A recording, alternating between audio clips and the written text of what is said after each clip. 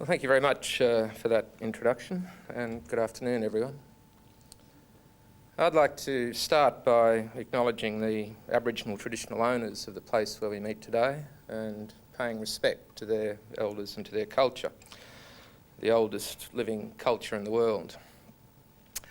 From that introduction, I guess you can gather that I've had a fairly varied career. If I bring anything to a meeting like this, it's perhaps the value of having been exposed to a variety of different perspectives, working for farmers and therefore resource industries for 20 years, forging some links between farmers and the environment movement leading to the decade of land care and the land care program, and then also dealing with Aboriginal people through the reconciliation process.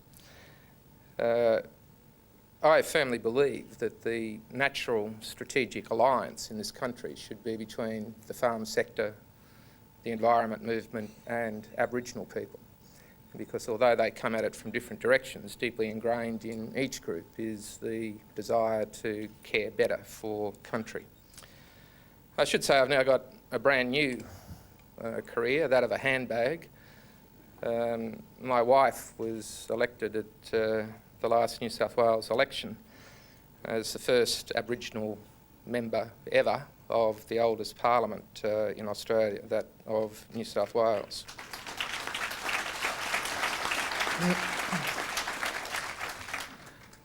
That also has helped me to enrich my perspective of a range of Aboriginal issues. I want to make it clear this afternoon that I can speak only for myself. I haven't got a constituency anymore. I also want to say that I don't think I'm part of any elite, no matter what John Howard and others may have to say. And if I had to define myself, I guess I'd say that I'm really just a pragmatist after working for over 30 years now in the political arena. I've learned, I guess, three very basic things. The first is that in the last analysis, we're all change managers. And the pace of change is accelerating. How we deal with change defines us as a nation and as individuals. Secondly, relationships are absolutely critical in the way in which we go forward, because they in practice determine the pace of change. And the third thing, of course, is that we need to care a lot better for our country. What I want to do this afternoon is just give you a sort of basic context of where I'm coming from, then talk about some of the issues that are important to me, and then in a very, I hope, pragmatic way, deal with some of the political options that seem to be available at this time. So my context goes something like this. There's no going back from the process of internationalisation. The decisions in the 80s to float the dollar, to reduce industry protection, to break down the centralised wage fixing system are things that we can't move away from. There's no going back. So the issue is really how we manage change, how we take our place in the global market. Secondly, we live, or our society in many ways is defined by our environment. And we need to remember that we live on the lowest, the flattest and the driest inhabited continent in the world. Australia is 32 times bigger in area than the United Kingdom, but our population is only 20 million. And we've now got 85% of our population living within 50k of the coast. We're a resource-based economy, but we're not using natural resources in a very sustainable way. Our major river systems are stressed. Some agriculture clearly is inappropriate. Soils are becoming more acidic. Salinity is increasing and we're losing biodiversity. In regional Australia, agricultural enterprises have aggregated to achieve economies of scale, and irrigation increasingly is going to shift towards higher value crops as the price of water increases. Partly as a result, we're seeing the closure of small country towns, and they've been replaced by what I call regional service centres, regional cities that provide services on a regional basis. And around these cities are small, mostly non-commercial farms, most of which have got significant off-farm income. So the equation in regional Australia is there's more and more larger farms, and there's also more and more smaller farms. And it's the middle-sized family operations which are coming under the most pressure. In my view, one of the critical issues that's around at the moment is a depopulation in relative terms of the inland. And it's an issue which really doesn't seem to be on too many policy radar screens. Now, as that occurs, the Aboriginal population continues to grow faster than the national average and becomes a higher proportion of the population in rural and remote areas. So focus, of course, goes on our relationship with Aboriginal people. And I've got to say, a lot of that's unfinished business. Aboriginal people, of course, remain the most disadvantaged group in our society. And you only have to look at two statistics just to sum that up.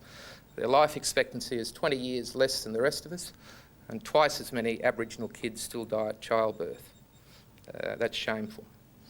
The national conversation with Indigenous people now is much harder following the abolition of ATSIC. There does need to be some form of national Indigenous representative body to inform debate. So let me turn now to the sorts of issues which are important to me. And perhaps this may define some difference in approach between Robert and me, because I tend to look at issues and how to steer those issues through the political system, rather than defining myself as part of any sort of cultural stream within political parties. Perhaps that's the pragmatist in me. But some of the issues which are important to me are these. The first is how to manage and to nurture the inland.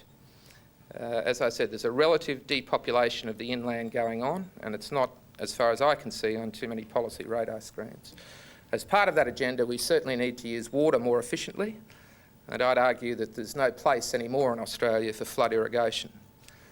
Some farming practices, particularly in marginal country, have to change. Some farmers have got to go and not remain propped up by subsidies for exceptional circumstances.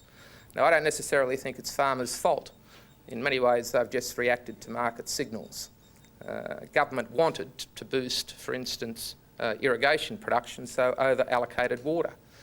Government in the past has required clearing as the part of grant of various leases. But the equation still is that some of the farming practices now can't be sustained.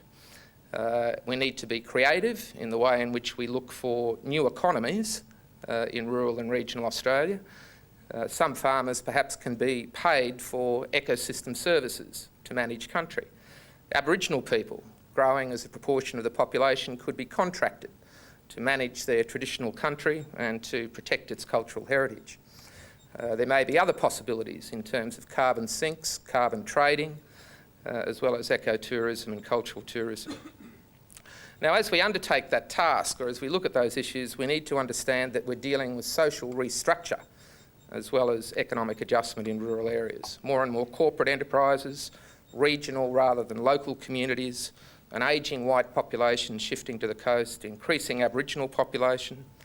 And if we're going to deal with those sorts of issues, then we clearly need to build capacity to manage change within those communities. And I'd still argue that relationships are critical, and in particular the power exercised by various groups in negotiations. Unless there's equity in the power arrangements, then the outcomes are going to be flawed, and in the long term they won't be sustainable.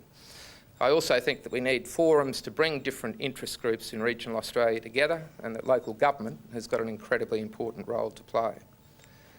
We also need to understand that the scale of the issues already is enormous. It's likely to be exacerbated by climate change. The costs are going to be high, and they're ongoing. The longer we delay, the higher the cost. I think the only way to deal effectively with these sorts of issues is to develop long-term partnerships between the community and government.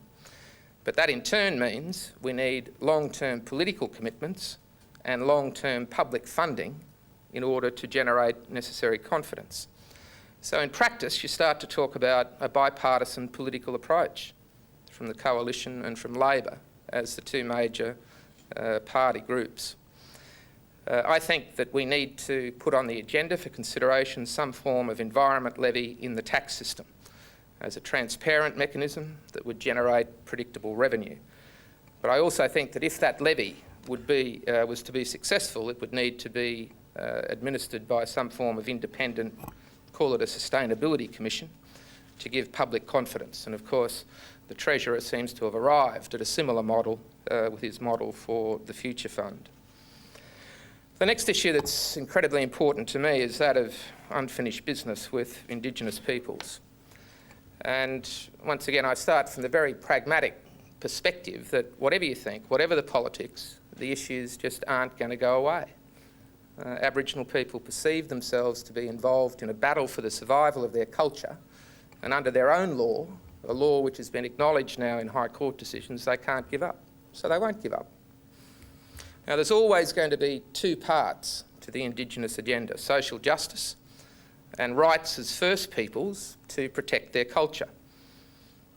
So what needs to be very clearly understood is that the practical reconciliation agenda won't succeed unless it can operate effectively in Indigenous culture. The two agendas have to be accommodated. Perhaps the sharp end of this debate at the moment is that past approaches to service delivery just haven't worked. As I've already pointed out, the current levels of Indigenous disadvantage are absolutely shameful. And this was acknowledged at the Reconciliation Workshop in Canberra last week by Peter Shergold, Dr. Peter Shergold, the Secretary of Prime Minister and Cabinet's Department. He said very clearly, past program delivery mechanisms haven't worked and we don't know what to do. That's just about a direct quote. The Prime Minister, I think, has also tried to come to grips with that issue. He said last week, of course, that the agenda now must include rights as well as responsibilities. That's a big step forward in language, but it remains to be tested in practice.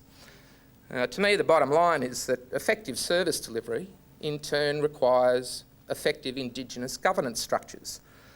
And they're only going to be effective, those governance structures are only going to be effective where they take their legitimacy from cultural authority. So once again, there needs to be an intermeshing of a rights agenda and a practical reconciliation agenda. And I make the point again, the way forward is more difficult now because there's no national Indigenous representative body to inform debate and consider proposals. So the agenda that was outlined last week at the Reconciliation Workshop was for a 2-year conversation in the lead up to a reconciliation convention in 2007.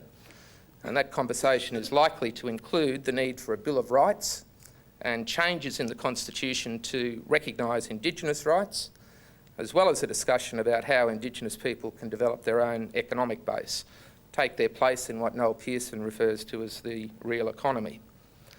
Now, I note from the weekend's press that the Lingiari Policy Centre is to be formed with a distinguished Aboriginal board that includes Patrick Dodson and Noel Pearson. Its vision, and I quote, is for Aboriginal children to have the same expectations of life as their fellow Australians, to develop their unique cultural, social and economic capital, secured by a new framework for Aboriginal rights and responsibilities, unquote. That policy centre, no doubt, will play a significant role in informing the national conversation over the next 2 years. Now, I acknowledge that there are, of course, many other important issues. Everyone's got their own perspective. But the point I'd make is that most, in my experience, require a long-term vision and a coordinated strategy to move forward. And here's where it gets hard for me, because I really feel like I'm starting to turn into a grumpy old man. Issues that are important to me require long-term vision, long-term funding, and a whole-of-government partnership with the community. And it's the same, as I said, for many other issues. But that's very hard for our current political structures to deliver. Any government, whether it's Labor or coalition, prefers not to give commitments beyond the current term of government. And it's extremely difficult to create common bureaucratic cultures, particularly between the Commonwealth and the state. Most issues, therefore, in practice, have a 3 or 4 year horizon until the next election. And as I said, part of the answer, to me, has to be bipartisan approaches by the major political parties. And we did achieve that with the Decade of Landcare, which was supported by all of the parties in the Parliament. But bipartisanship is very hard to construct. Political parties need to generate choices for the electorate, so a cooperative approach certainly isn't natural behaviour for them. They have to be pushed into it. Political parties also appear to accept that they're constrained in the choices that they can offer by the need to reflect the views of the majority of voters, particularly in marginal seats. So my observation today is that parties seem to follow public opinion rather than lead. They work on the basis that the primary goal is to win power and to hold on to it, the Graham Richardson whatever it takes attitude, reflected on the Conservative side by the Coalition's multi-billion-dollar spending spree before the last election, and of course many other political tactics. So my problem is that my issues need far-sighted and effective government, but I don't think I'm getting it. And I'm getting grumpier and grumpier. So what are my options? Well, I mean, the Howard government has disappointed me. Dissembling on Tampa, the war in Iraq, operation of detention centres, refusal to apologise to the stolen generations, reductions in social safety nets and so on. It's a government that lacks compassion. But Labor has also got its problems. It's been preoccupied with leadership issues and the need to balance its factions. It's run by the factions. It doesn't seem anxious to do the hard yards on policy development and community networking. The small target syndrome, at least if you leave out the last election, seems to have prevailed. And Labor today, at least to me, doesn't instantly generate great confidence. The Democrats have self-destructed and the Greens don't have any economic credibility. So what do? Do you start another political party? Well, that's a very big ask. You've got to sign up members, you've got to develop policy across a broad range of issues, you've got to run a secretariat, you've got to select candidates, you've got to manage postal votes, pre-poll votes, booths at election time, you've got to run advertising and promotion, you've got to fund travel, and the way that public funding requirements are today, they favour the established parties. Public funds are paid according to the votes at the previous election. So if you're a new starter, absolutely, number one rule, you're going to have a very big kitty, at least initially, and very big and deep pockets, at least for the first 3 or 4 years. Hard task. So what do I do? What can I do? The sort of, I guess, answer that I've arrived at myself is that I've got to think national, sure, but I've also got to act local. I'm not going to rely on some grand master plan that's developed by someone else and put in place by someone else. As an individual, I accept that I've got some personal responsibility to progress the issues that are important to me. That's what I've been doing for the last 10 years. There are all sorts of individual actions that can be taken in the workplace and the neighbourhood. So it's not always just a flick pass to someone else. It was a classic example at the reconciliation workshop last week. One of the big mining companies got up and said, "We've stopped racism." And I said, "What?" He said, "We've stopped racism." And what they do is that their position on racism is part of the induction for all of their employees.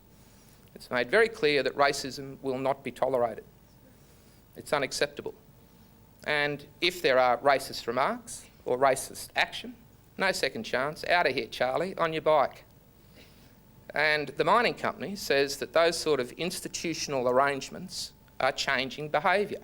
They may not change attitudes, but they're changing behaviour in the workplace. And that's what you can do. You know, there are actions that can be taken by companies to combat racism, to introduce employment targets, to review their production methods so that they're more sustainable. There's a lot also that individuals can do in their own neighbourhood. So that's one part of my answer. But second, I plan to use my political power, whatever it is, hopefully more effectively. I can get involved in the party of my choice and I can seek to influence its policies.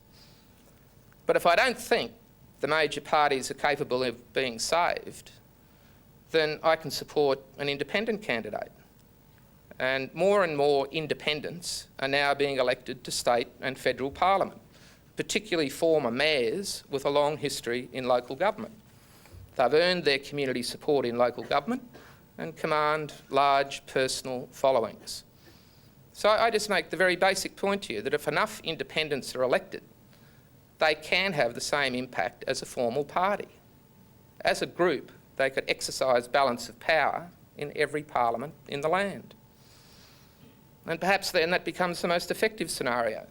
keep on electing independents until the major parties are forced to deal with the issues that come direct from the community rather than through the filter of the party machine.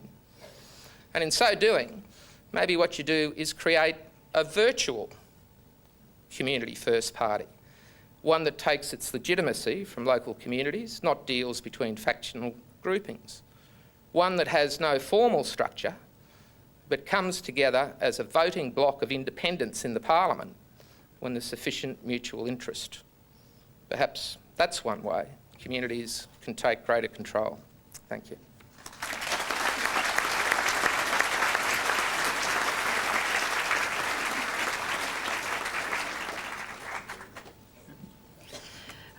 Well, Rick, just on the grumpy old men issue, I actually had some woman ring me up the other day and said she said she was doing a program on grumpy old women and would I like to be part of it.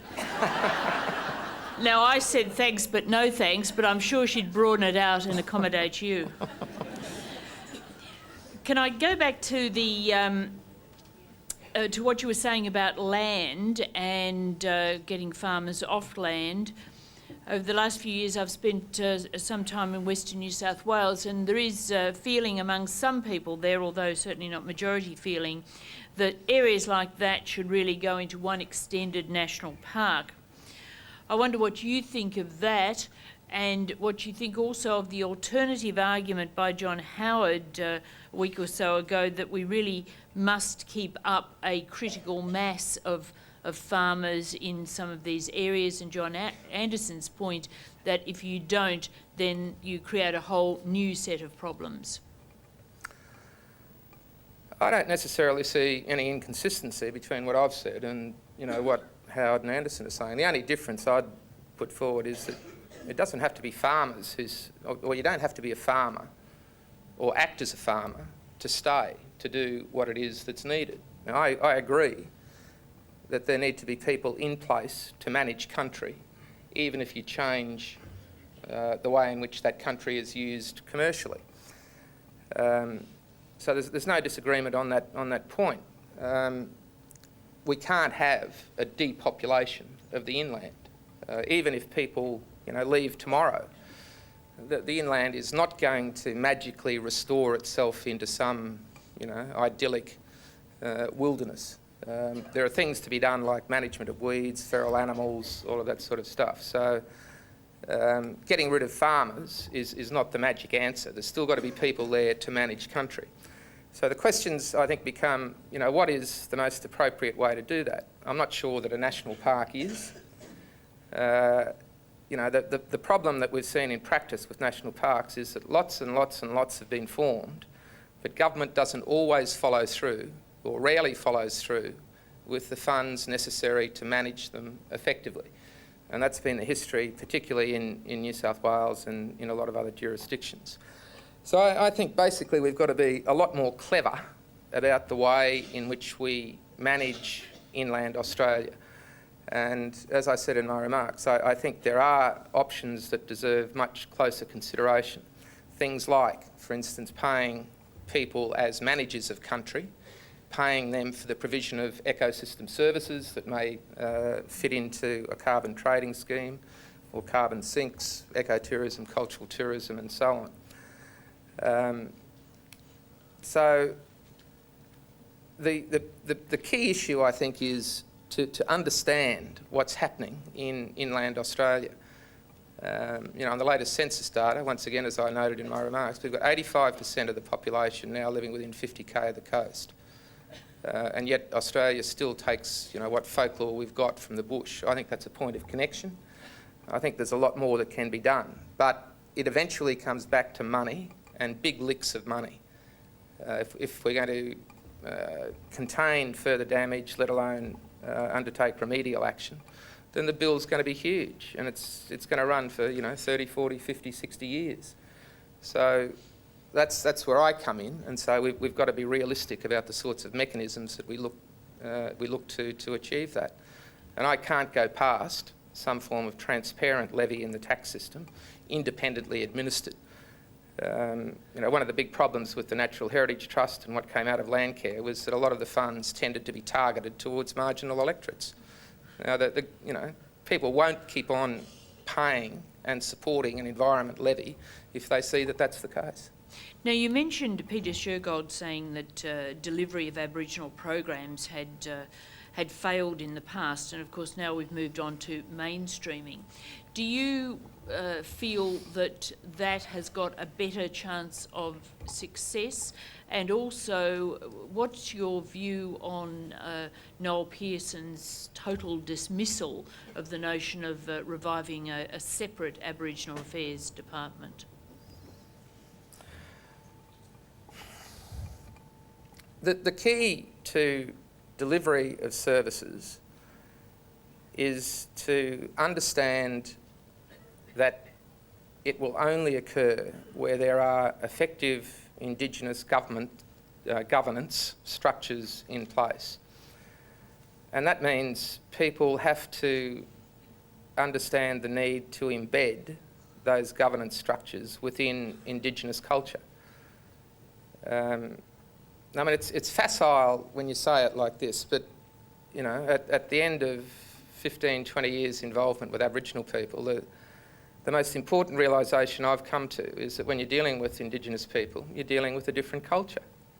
You know, it is just a completely different culture. And perhaps the hardest thing for non-Aboriginal Australia is to accept and recognise something that we're never going to understand. You know, that's a big cultural jump for a lot of people to make. So, you know, if we're going to have effective delivery, it'll be horses for courses, and it will depend on the culture of individual Aboriginal or Indigenous nations. So I just come at it from that point of view, and you know, it's about time we got out there and we did a very simple thing. You know, instead of going in with preconceived models, but to actually sit down and ask Aboriginal people, how is it that you want to do business with us? Not tell them how we're going to do business with them. You know, it's just a fundamental mind shift. Now, as far as a separate Aboriginal Affairs department, you know, I don't necessarily, you know, I haven't seen the full text of what Noel had to say. I've seen the press reports this morning. But if he said that, you know, he doesn't support a separate Indigenous Affairs portfolio, then I don't agree with him. I mean, at the workshop last week, the symbolism of the Minister for Indigenous Affairs, amongst other things, Amanda Vanstone, having to leave a national reconciliation workshop after 40 minutes to go back and deal with an immigration issue in her portfolio was simply stunning. It was just stunning. And, you know, surely we owe the First Peoples of this nation the respect of distinguishing them from immigration and ethnic affairs.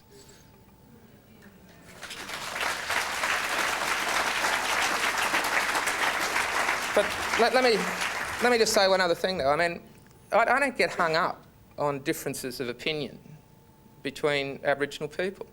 You know, there's another difference of opinion between Lowitja O'Donoghue and Noel Pearson in today's press. But I well recall what Galarrwuy Yunupingu, you know, senior lawman from Northern Australia, former chair of the Northern Land Council, said to me once. He said, when all you white fellas agree on everything, expect all us black fellas to agree on everything. You know, there's 300 separate Aboriginal nations in this country. You mentioned the need for a representative body. To what extent do you think that ATSIC was the architect of its own demise, or do you think that other forces were much more important than that? And has that really soured both sides of politics to creating another representative body anytime soon? In some ways, I mean, you've got to place ATSIC in an historical time frame. I mean, from memory, ATSIC was formed in late 80s, 87, 88, somewhere around there. And I'd argue that sort of reflected the sort of knowledge base at the time. And, you know, in retrospect, ATSIC was set up to fail. Because under Aboriginal law, no one can talk for anyone else's country. So the prospect of having some single Aboriginal body which can talk for every Aboriginal person is nonsense. We've got to be a lot more creative about the way in which we deal with the need for Aboriginal representation. You know, in an ideal world, there would be representatives of the major Aboriginal nations, and it would be on their nation boundaries, not on our local government boundaries or, you know, other political boundaries. Now, as far as the need for a national representative body, I mean, I just take that as given. I mean, it would be absolutely presumptuous for government departments, for even a body like Reconciliation Australia, which has got a joint Indigenous and non-Indigenous board, to presume to speak for Aboriginal people and to determine policy on behalf of Aboriginal people. I mean, that's their job. Now, as to whether it's been soured, you know, it probably has been soured. I mean, I certainly couldn't support the activities of some people who were elected to ATSIC.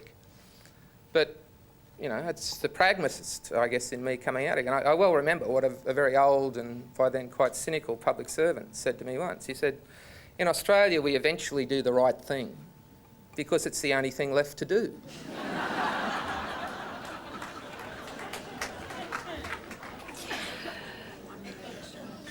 Well, this is the last one, I'm told. We mustn't talk too long. But in general, what's your feeling about Noel Pearson's critique of Aborigines and welfare and what they need to do to improve themselves, to improve their general lot? Do you think this is accurate, or do you think it is too harsh?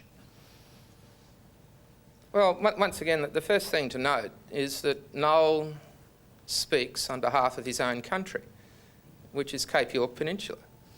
And the issues that he talks about are germane on Cape York Peninsula. The extent to which they're common throughout other areas of Australia where there are significant populations of Aboriginal people, you know, it's up to those Aboriginal people to agree or disagree with Noel. But you know, I think the central question, I think, in dealing with, or in my experience in dealing with Aboriginal people, because I can really only talk for myself, is how do we protect the oldest living culture in the world and still allow Aboriginal people to take a proper place in a modern society? You know, how do you juggle those two things? And, you know, that's where I think we have to have a conversation, because the reality is Aboriginal people have legal rights under international law as the first peoples of Australia to protect their own culture. And yet clearly the disadvantage under which they suffer to some extent arises from the fact that they can't take their place in what Noel refers to as the real economy. I mean, you can go through CDP, you can go through a whole lot of training jobs in Aboriginal communities, but the harsh reality at the end of the day is there's no real jobs. So how do you create those real jobs to allow people to take their place in a modern economy? That's the conversation we've got to have. And we've got to listen respectfully to Aboriginal people, not think we have all the answers. And can I say, Michelle, you know, to paraphrase, if that is the last question, I'll take a saying from Aboriginal people and say, I have survived.